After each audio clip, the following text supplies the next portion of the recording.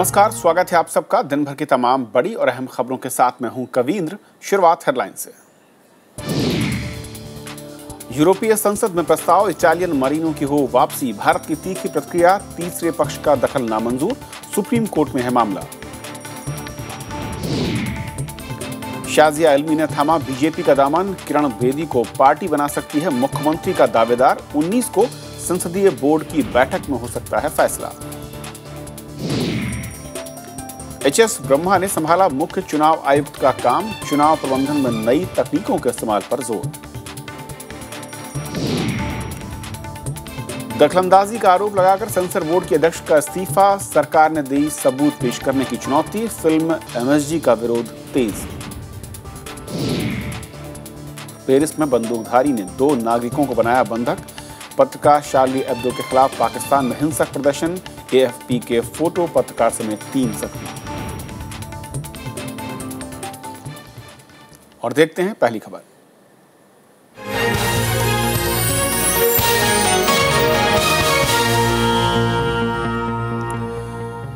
दो 2012 में 2 भारतीय मछुआरों की हत्या के आरोपी इटली के 2 नौसैनिकों का मामला सुप्रीम कोर्ट में है, लेकिन यूरोपीय संसद ने उन्हें इटली वापस भेजने का प्रस्ताव पारित कर दिया। भारत ने इस प्रस्ताव पर कड़ा विरोध जताया है। विदेश मंत्रालय का कहना है कि यह मामला भारत और इटली के बीच का है, लिहाजा तीसरे पक्ष की जरूरत नहीं है।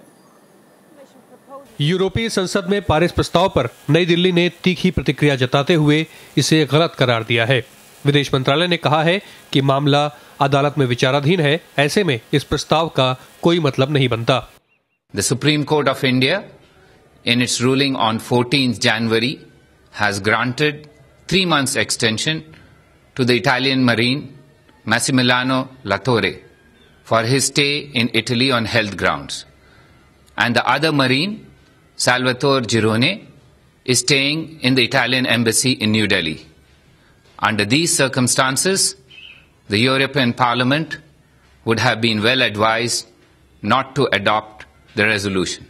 यूरोपीय संसद में पारित प्रस्ताव में कहा गया कि दोनों इतालवी नौसैनिकों को इटली भेजा जाए और मामले का न्याय क्षेत्र भारत के बजाय इटली या अंतर्राष्ट्रीय मध्यस्थता में हो। प्रस्ताव में नौसैनिकों की गिरफ्तारी को मानवाधिकारों का उल्लंघन बताया गया है। इस प्रस्ताव पर नाविकों के वकील ने इसे कूटनीति से जुड़ा मामला बताया।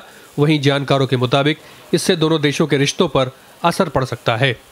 जो भी भारत का सुप्रीम कोर्ट कहेगा वो सर्वोच्च है और सभी के ऊपर बाध्य है। डेमोक्रेटिक कंट्रीज़ में सबसे ज़्यादा असर होता है पब्लिक ओपिनियन का, और जाहिर सी बात है कि जिस तरह से इटली में इसको प्रोजेक्ट किया जाएगा, और स्पेशली जबकि एक रेजोल्यूशन बन गया है, जाहिर सी बात है कि वहाँ की जनता इसे अच्छा नहीं देखेगी कि भारत उन्हें इटली भेजने के लिए तैयार नहीं है, तो इसका ज़रूर प्रतिकूल असर पड़ता है। इटली के नौसैनिक मासिमिलियानो लातोर और साल्वातोरे गिरोने पर 15 फरवरी 2012 को केरल तट पर 2 भारतीय मछुआरों की हत्या का आरोप है। 14 जनवरी को सुप्रीम कोर्ट ने स्वास्थ्य कारणों के आधार पर इटालियन मरीन मासिमिलियानो लातोरे को 3 महीने इटली में और रहने की इजाजत दी थी। वहीं दूसरा नौसैनिक साल्वातोरे गिरोने दिल्ली में इटली के दूतावास में रह रहा है। भारत सरकार आखिर ऐसा कौन सा बीच का रास्ता निकालेगी जिससे मछुआरों की हत्या करने वालों को सजा भी दी जा सके और भारत इटली के संबंधों पर भी कोई बुरा असर ना पड़े। कैमरामैन राजेश अग्रवाल के साथ रविंद्र सिंह शोराण, राज्यसभा टीवी। और इस मसले पर और बातचीत करने के लिए हमारे साथ खास मेहमान हैं फॉर्मर डिप्लोमेट वीबी सोनी साहब। स्वागत है आपका सर। सबसे पहले तो जिस तरीके की पेचीदा मामला मैं कहूँ है, और अब ये इस तरह का एक प्रस्ताव कितने मीनिंगफुल हैं, इस तरह के प्रस्ताव, और इसके मायने क्या है मैं कहूँ तो जब मामला कोर्ट में हो? देखिए, ये ओवर रिएक्शन है मेरे विचार में। First of all Italian government को मालूम है कि हिंदुस्तान ने क्या क्या स्टेप लिए हैं, पॉजिटिव स्टेप्स लिए हैं। एक तो हमारे पास जो हमारी भारत के पास एक वेल लेड आउट सिचुएशन है, लॉ प्रिवेल करता है, एडमिनिस्ट्रेटिव प्रोसीजर्स होने चाहिए। जब तक वो ख़त्म नहीं होते हम बिल्कुल ही शॉर्ट सर्किट या फास्ट ट्रैक पे नहीं रख सकते। हर कदम पे हमने उनकी बातें सुनी हैं। उनको आपको ये समझना चाहिए कि जो सुप्रीम कोर्ट के खिलाफ कोई भी मंत्रालय नहीं जा सकता है। तो असमें यह है कि जब वो चुपचाप डिप्लोमेसी चल रही थी और वो उसके रिजल्ट भी आ रहे थे, देखिए उनके दोनों मछुआरों को जो मारने वाले हैं उनको जाने दिया गया, छुट्टी के लिए भी गया था पिछले साल, और इसकी जो माली हालत देख के, उनकी तबीयत देख के 3 महीने का दिया था। उसके बाद हालांकि उन्होंने कहा कि सुप्रीम कोर्ट ने कहा नहीं एक्सटेंड किया जाएगा, लेकिन जब उनके पास नए चीज़ें आई, उनके सामने आई, तो इमीडिएटली उन्होंने उनको परमिशन दे दी कि आप और रहिए। उसके अलावा दूसरे जो इनके मरीन हैं वो इटालियन एम्बेसी में हैं, तो जेल के अंदर तो नहीं है, लेकिन प्रोसीजर तो चलना चाहिए ना। जब तक वो प्रोसीजर नहीं होगा, बाहर के जो इन्फ्लुएंसेस को लाना ये ठीक बात नहीं है। इटली अपनी तरफ से काम कर रही है, लेकिन उन्होंने शायद सोचा होगा कि दूसरे यूरोप के नेशन को भी, मुल्कों को भी अपने साथ लेके थोड़ा सा दबाव डालें।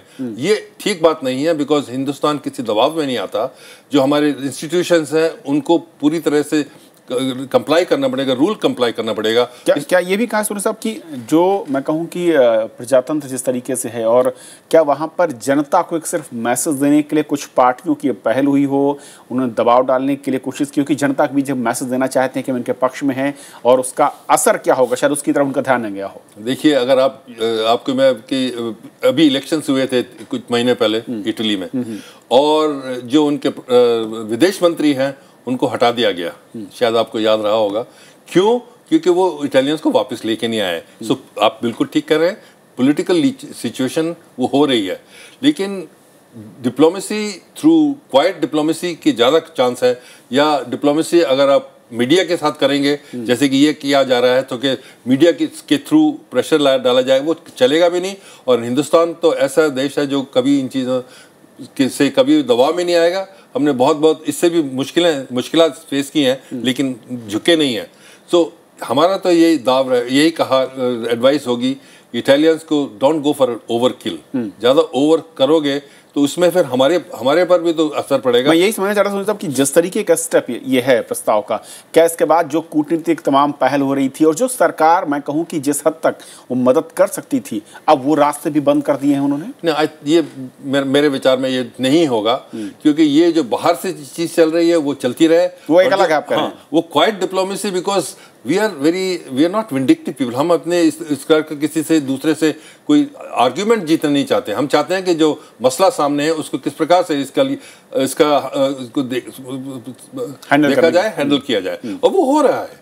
तो इसलिए बाहर से जो कुछ करें वो करें, लेकिन हमारा वो चलता रहेगा, और हम इसको अपने स्कोरिंग पॉइंट के पर नहीं ज्वाइन करना चाहिए। मेरे ख्याल में हमारे प्रवक्ता ने बहुत अच्छा जवाब दिया कि जो हमारे प्रोसीजर्स हैं उसको कंप्लीट करना है। हम किसी के खिलाफ नहीं है, विक्टिमाइज नहीं कर रहे हैं किसी को।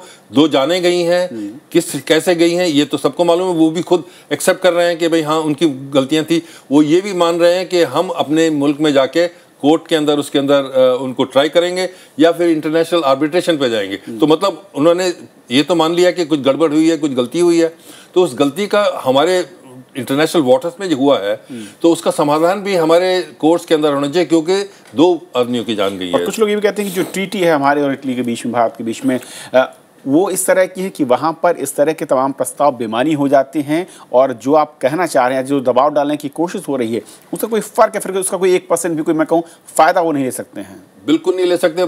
मैं आपको बताऊँ, इटालियन पॉलिटिकल सीन बड़ा ही क्या कहते हैं, जोशीला है। वहाँ पर आपको मालूम ही है कि साल में कितनी सरकारें बदलती हैं, क्योंकि लोकल सिचुएशन को लेके। तो इस मामले में देयरफॉर हमको ये ध्यान से रखना चाहिए कि ये इनकी पॉलिटिकल सिचुएशन उनको वहीं से हैंडल करने दीजिए। हम अपनी तरफ से करेंगे, हमारे पर प्रेशर नहीं आएगा। ये यानी कि कुल मिलाकर ये कहूँ, आखिरी सवाल सर, कि जो रास्ता न्यायालय का है और जो न्याय का रास्ता, वही एक आखिरी रास्ता इस पूरे मसले पर दिखता है। बिल्कुल, क्योंकि ये हमारी डिक्टेटरशिप नहीं है यहाँ पर कि कोई डिक्टेटर ने साइन कर दिया डिक्री कि आप इसको छोड़ दीजिए, ऐसे नहीं होगा। और ये समझना होगा इटली को और दूसरे कंट्री को। बहुत शुक्रिया सोनी साहब इस पूरे मसले पर बातचीत करने के लिए आपका। तो फिलहाल ये थी हमारी पहली खबर। छोटा सा ब्रेक, और ब्रेक उस पार दिन भर की तमाम दूसरी बड़ी खबरें।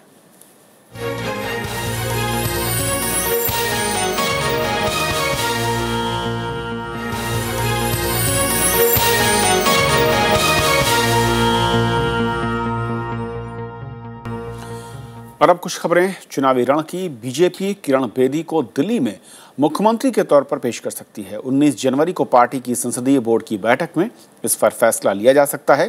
किरण बेदी गुरुवार को ही बीजेपी में शामिल हुई हैं। बीजेपी में किरण बेदी की आमद को पार्टी की अहम रणनीति के रूप में देखा जा रहा है। पहले बीजेपी प्रधानमंत्री नरेंद्र मोदी के नाम पर चुनाव मैदान में उतरने की बात कह रही थी, लेकिन अब किरण बेदी को चेहरे के तौर पर पेश करने की तैयारी में है। 19 जनवरी की संसदीय बोर्ड की बैठक इसे लेकर ऐलान भी कर सकती है। जो हमारी पार्टी का जो कार्यप्रणाली है, जो कार्यपद्धति है, उसमें पार्टी का पार्लियामेंट्री बोर्ड इस प्रकार का निर्णय लेता है। तो जब कभी पार्लियामेंट्री बोर्ड के समक्ष ऐसा प्रश्न आएगा तब उसमें निर्णय लिया जाएगा। अभी मुख्यमंत्री के पद के बारे में कोई निर्णय पार्टी ने अभी तक नहीं लिया है। बीजेपी की ये रणनीति हरियाणा, महाराष्ट्र और झारखंड के उलट है। यहाँ उसने चुनावों के बाद सीएम पर फैसला किया था। दिल्ली में आम आदमी पार्टी के नेता अरविंद केजरीवाल के मुकाबले किरण बेदी को लाने से बीजेपी को फायदा नजर आ रहा है। किरण बेदी ने भी कहा है कि वो किसी भी जिम्मेदारी के लिए तैयार है।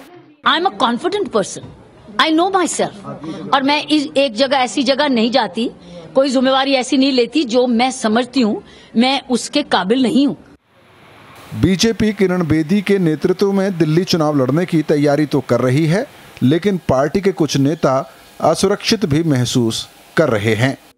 बीजेपी भले ही ये दावा करे कि दिल्ली में किसी को मुख्यमंत्री के तौर पर पेश करना या ना करना उसका रणनीतिक फैसला होगा, लेकिन अगर बीजेपी दिल्ली में किसी को मुख्यमंत्री के तौर पर पेश करने पर विचार कर रही है तो ऐसा अरविंद केजरीवाल और आम आदमी पार्टी के दबाव में हो रहा है। कैमरामैन प्रेम सिंह के साथ श्याम सुंदर, राज्यसभा टीवी, दिल्ली। कल किरण बेदी तो आज शाजिया इल्मी भी बीजेपी में शामिल हो गई। दिल्ली चुनाव से पहले इसे आम आदमी पार्टी को टक्कर देने के लिए बीजेपी की रणनीति माना जा रहा है। शाजिया ने कहा कि वो बदले की भावना से नहीं बल्कि सबको साथ में लेकर चलेंगी। दिल्ली बीजेपी के कार्यालय में पहुंचकर शाजिया इल्मी ने बीजेपी की सदस्यता ली। इससे पहले वो बीजेपी अध्यक्ष अमित शाह से भी मिली। शाजिया ने साफ किया कि वो चुनाव नहीं लड़ना चाहती। हालांकि जो भी संगठन मुझे कहेगा तो मैं उनकी बात मानूंगी, लेकिन मेरे तरफ से नहीं, मैं सच्चे दिल से आपको कह रही हूं कि मैं इलेक्शन नहीं लड़ना चाहती। शाजिया चुनाव लड़ेंगी या नहीं, फिलहाल इस पर बीजेपी चुनाव समिति फैसला लेगी। बीजेपी में शाजिया के शामिल होने पर आम आदमी पार्टी ने अपनी प्रतिक्रिया कुछ इस तरह दी। बीजेपी के अंदर नेतृत्व का और नेताओं का इतना जबरदस्त अकाल पड़ गया है कि अब उनको केजरीवाल के साथियों की जरूरत पड़ रही है। शाजिया आम आदमी पार्टी के टिकट पर दिल्ली विधानसभा चुनाव और लोकसभा चुनाव भी लड़ी थी, लेकिन उन्हें जीत नसीब नहीं हुई। इसके बाद आम आदमी पार्टी और शाजिया के बीच अनबन की खबरें आती रही थी। कल तक इंडिया अगेंस्ट करप्शन के मंच से झंडा लहराने वाले अन्ना के सिपाही आज बीजेपी का झंडा लहरा रहे हैं। अब देखने, सुनने और समझने की बात है कि कल तक जो लोग बीजेपी पर टॉन्ट करते थे आज उन्हीं की तारीफों के कसीदे पढ़ रहे हैं। कैमरा पर्सन विजय सिंह के साथ अनु दीवान, राज्यसभा टीवी, दिल्ली। भारतीय युवा कांग्रेस ने भूमि अधिग्रहण अध्यादेश वापस न लेने पर देश भर में आंदोलन की चेतावनी दी है। रायबरेली में प्रियंका गांधी ने कार्यकर्ताओं में जान फूंकने की कोशिश की तो युवा कांग्रेस के राष्ट्रीय अध्यक्ष अमरिंदर सिंह बरार ने भी भूमि अध्यादेश की खामियां गिनाई और इसे वापस लेने की सरकार से मांग की।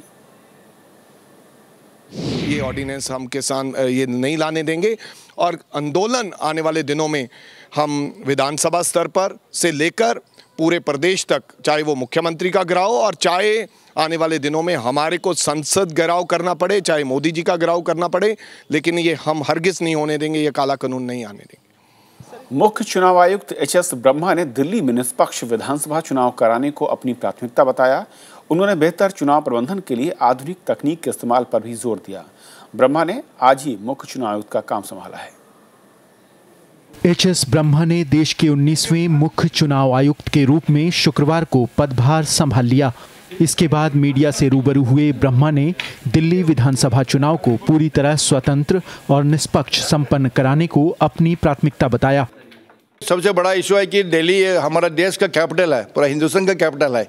नॉट ओनली हमारा देश का देशवासी देखेंगे, हमारा देश का नेता देखेंगे, but even 196 countries of the whole world, क्योंकि होल वर्ल्ड का आइज, उसका जो आइज एंड ईयर्स हमारा देश के ऊपर चलेगा। एच.एस. ब्रह्मा ने कहा कि वो चुनाव प्रबंधन को बेहतर बनाने के लिए आधुनिक तकनीक का इस्तेमाल करेंगे। 64 साल के ब्रह्मा 1975 बैच के आंध्र प्रदेश कैडर के IAS अधिकारी हैं। उन्होंने 25 अगस्त 2010 को चुनाव आयुक्त के रूप में अपना पदभार संभाला था। मुख्य चुनाव आयुक्त के पद पर ब्रह्मा अगले 3 महीने यानी 19 अप्रैल तक रहेंगे। कैमरामैन मनोज कुमार के साथ रविंद्र सिंह श्योरान, राज्यसभा टीवी। चुनाव आयोग के आंकड़ों के मुताबिक 2014 के चुनाव में प्रचार पर सबसे ज्यादा खर्च करने वाली पार्टी रही बीजेपी। पार्टी ने 714 करोड़ रुपए खर्च किए और इसके बाद दूसरे नंबर पर कांग्रेस ने प्रचार पर 516 करोड़ रुपए खर्च किए। चुनाव प्रचार पर खर्च करने वाली तीसरी सबसे बड़ी पार्टी रही एनसीपी, जिसने 51 करोड़ रुपए खर्च किए। इसके अलावा बीएसपी ने 30 करोड़, सीपीएम ने 18 करोड़ रुपए खर्च किए। सीपीआई के खर्च की चुनाव आयोग को जानकारी नहीं दी है। ये सभी राष्ट्रीय पार्टियां हैं। सेंसर बोर्ड के अध्यक्ष लीला सैमसन ने भ्रष्टाचार और कामकाज में सरकारी हस्तक्षेप का आरोप लगाते हुए आज इस्तीफा दे दिया। इसके तुरंत बाद बोर्ड की सदस्य इरा भास्कर ने भी पद छोड़ने का ऐलान कर दिया। हालांकि सरकार ने किसी दखलंदाजी या दबाव की बात से इनकार करते हुए लीला सैमसन को सबूत पेश करने की चुनौती दी। सैमसन के इस्तीफे के पीछे फिल्म MSG की रिलीज को एक बड़ी वजह बताया जा रहा है। दिल्ली, पंजाब समेत कई शहरों में इस फिल्म की रिलीज को लेकर विरोध भी हो रहा है। डेरा सच्चा सौदा के प्रमुख गुरमीत राम रहीम की अभिनय वाली MSG फिल्म को लेकर कई राज्यों में विरोध हो रहा है। लीला सैमसन के इस्तीफे को भी इसी फिल्म से जोड़कर देखा जा रहा है। सेंसर बोर्ड ने पहले MSG को मंजूरी देने से मना कर दिया था, लेकिन गुरुवार को फिल्म सर्टिफिकेशन अपीलेट ट्रिब्यूनल ने इसे हरी झंडी दे दी। इसके तुरंत बाद लीला सैमसन ने इस्तीफा दे दिया। उन्होंने इस्तीफे के लिए बोर्ड के कामकाज में भ्रष्टाचार और सरकारी दखल को जिम्मेदार बताया है। हालांकि बोर्ड की सदस्य इरा भास्कर ने सरकारी दखलंदाजी की बजाय बोर्ड के कामकाज के तरीके से नाराजगी जताई है। कोई दबाव नहीं है और मेरा रेजिग्नेशन लेटर है वो रात को ही जाएगा, क्योंकि मैं इंटरनेशनल कॉन्फ्रेंस के बीच में हूँ। अगर हमारी आवाज़ कोई नहीं सुनता है और अगर बोर्ड का कोई फ़र्क नहीं पड़ता है तो जब तक चेयरपर्सन है हम लोग हैं, और जब नहीं रहेंगी तो फिर हम लोग नहीं रहेंगे।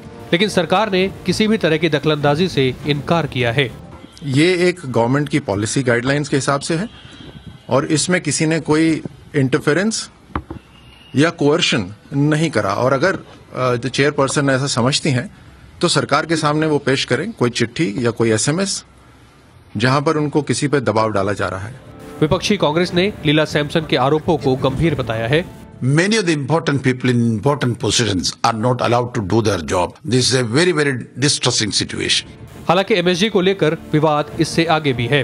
फिल्म पर कई धार्मिक संगठनों ने आपत्ति जताई है और 18 जनवरी को होने वाली इसकी रिलीज को रोकने की मांग हो रही है। सिखों ने इस फिल्म से उनकी धार्मिक भावनाएं आहत होने की बात कही है।